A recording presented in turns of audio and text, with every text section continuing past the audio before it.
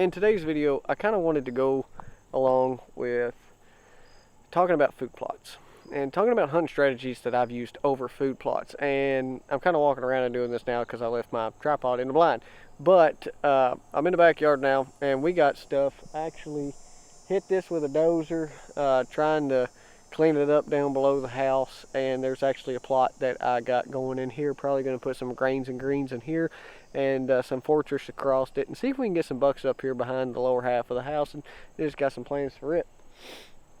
But hunting food plots, what I've noticed is, if you followed all throughout the season, we've planted clover plots, grains and greens plots, we've planted brassicas, we've planted bulbs and turnip blends, and all of the plots that we've planted have been from Grandpa Ray's. Now, there's some other plots that I did plant, and I wasn't really debating on. I've debated on hunting them, but I'm probably not going to. There were more test plots, and they wasn't big enough to do anything, and they really wasn't anywhere where deer were located in.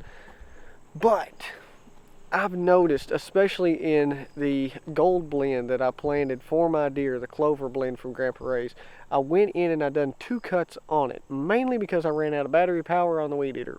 But with them, I cut one in June and I cut one in August, and I separated both halves of it.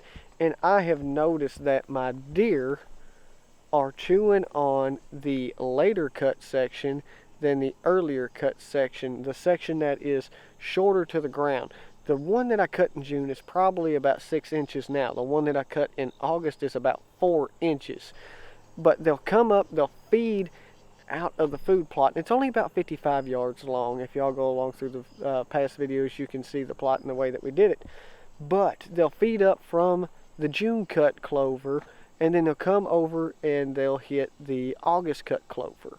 And from that point of view, for me, I set my blind up on the August cut side, which gives me a 35-yard shot versus a 55-yard shot. Now, a 55-yard shot is pretty decent shot, but I'm more than comfortable with it. But if I can get a 35-yard shot over a 55-yard shot, I'm going to take it. So, now on my dad's side, he actually has 3 food plots within probably about a 25-acre radius. We have Bulbs Galore.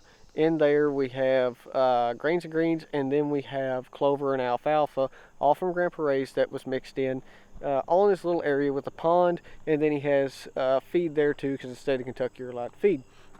But what I've noticed is we planted all 3 stages different. So we planted the clover and alfalfa first, then we planted the grains and greens, and then we planted the Bulbs Galore. Every one of them food plots grew at a different stage. The clover and alfalfa grew first, then the grains and greens grew up, and then now the Bulbs Galore are growing. What I've noticed is that the clover is not getting hit as hard as, say, the grains and greens and the Bulbs Galore now. And the Bulbs Galore are getting hard enough because there's so much soft foliage for them to eat on and soft mass to eat on right now that they're choosing it over eating the feed. So that was crazy to me that they're skipping a complete feed pile with flavored smelling corn and different other mixes in it and mineral, and going straight to a food plot blend, which is absolutely crazy. So the way that we sit here and set this up, for me, it was setting my food plot, cutting 2 different sides of the plots on a clover mix, and setting up on the later cut side, because it is going to be smaller, softer mass for them to eat.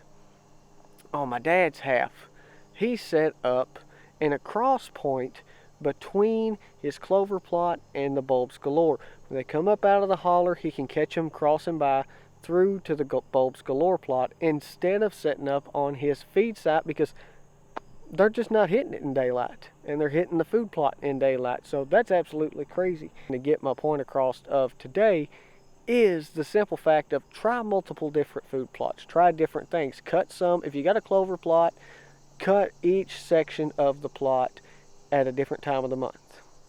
If you have a spot that's big enough, try multiple food plots, plant them at different times, because deer will chew and eat the softer mass material. That's why if you see soybeans, when soybeans dry up, deer are not hitting soybeans as much as they are when they're green, because they're eating not necessarily the beans, but they're eating the soft tops off of the beans. So I hope that helps you in managing your food plots this year, and I hope that helps you strategize and try to get a early season buck and a mid-season buck and a late season buck. So hope this helped you guys. Y'all take care.